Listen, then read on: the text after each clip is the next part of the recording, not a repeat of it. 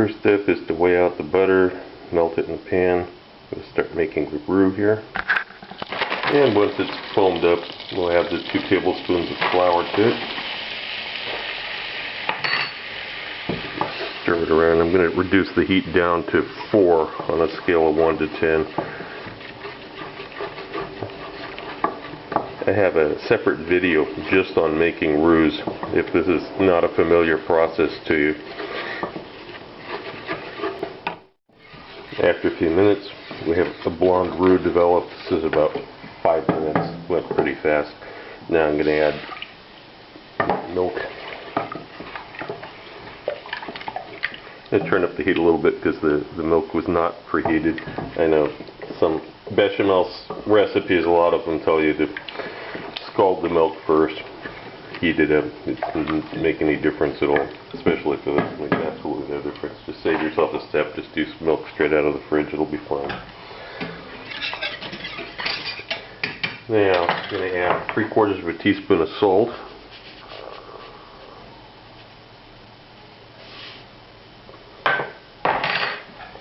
As soon as this starts to thicken up, I'm going to add the water to it.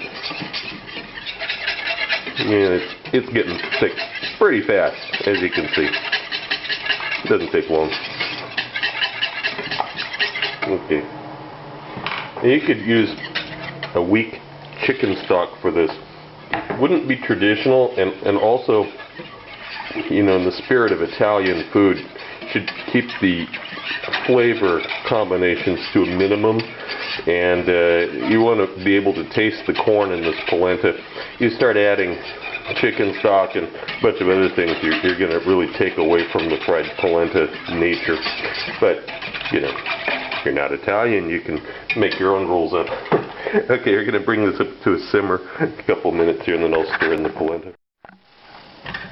And after a few minutes, it starts to bubble up.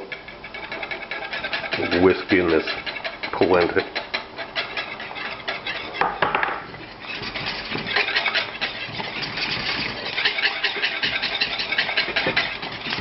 Now I'm going to turn the heat way down to 2 on a scale of 1 to 10.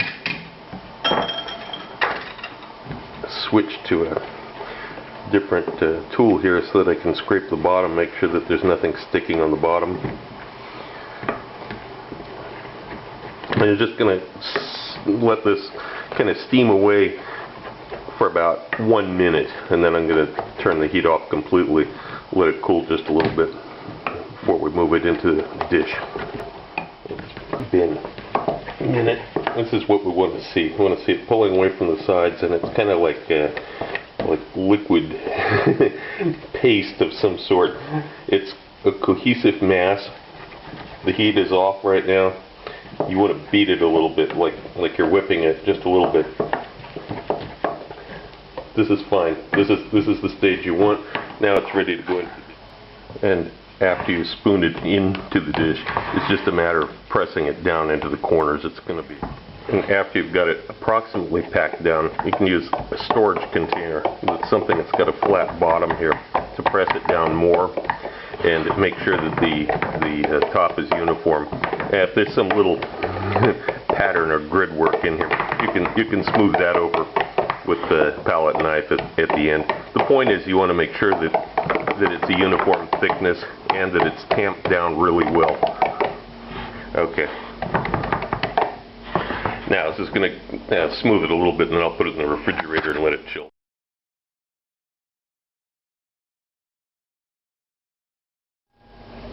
The polenta has been chilling in the refrigerator for a couple of hours. I've got some fresh forced chanterelles here. You know, fried polenta is typically served with a marinara sauce, but you can serve it with lots of things. Fried artichoke hearts, mushrooms work really well. Cloves of garlic here. These aren't going to end up in the final dish. They're just to add some flavor to the oil. Heating a small skillet. Going to put some extra virgin olive oil in here, and the crushed garlic. Let this start cooking for a couple minutes just to get the garlic infusing its flavor into the oil. garlic starts sizzling away, they add the mushrooms. This is a very, very simple operation. I mean, we're just frying these so that they become edible. This is a great aroma, though. I wish you could smell this because these just came out of the forest this morning. After a few minutes, I'm going to go ahead and add a little sprinkle, a little pinch of dried rosemary. You don't have to do this. I like the flavor with the chanterelles and the garlic. These are soft now. Here's the polenta. It's completely solid now. If this was a restaurant where we're doing a fancy presentation, we would make a much larger tray of this, and then we might use ring molds to cut these up to make it pretty. Of course, the problem is you end up with a whole lot of waste in between the places that the ring mold cuts, and Italians don't do that. They just take a knife and cut it into squares and lift it out, which is what I'm going to do. But if you do it the other way, one of the nice things to do with the scraps that come off of this is you can use this as a filler in ground meatballs. Mix it up with lamb especially, very nice. And you cut it free. And just take a knife and make the pieces relatively even space, relatively even size, just for nice presentation. In that same pan, they just cook those mushrooms in. I'm going to add a little bit more olive oil. And we'll begin cooking these. And if we had a lot of these to do, what we'd do is preheat the oven, do these in batches, and then store the batches that are cooked in the oven until the rest were ready. I'm not doing that many here, so I'll just cook these straight and show you. After a few minutes, on a medium heat, you will get a nice golden brown color. Now I'm going to transfer these off to a platter. We're going to actually plate them after they drain here a little bit first. It'll make a better presentation. While on this platter, I'm going to grate mozzarella onto the top of them and let that melt in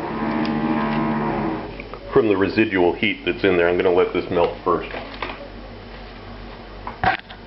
Now you can take these mushrooms, chanterelles. You can put the garlic in it if you like it. Italians certainly would pull this off.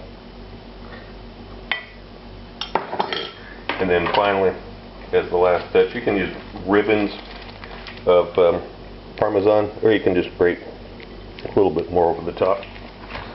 Clean up the plate a little bit.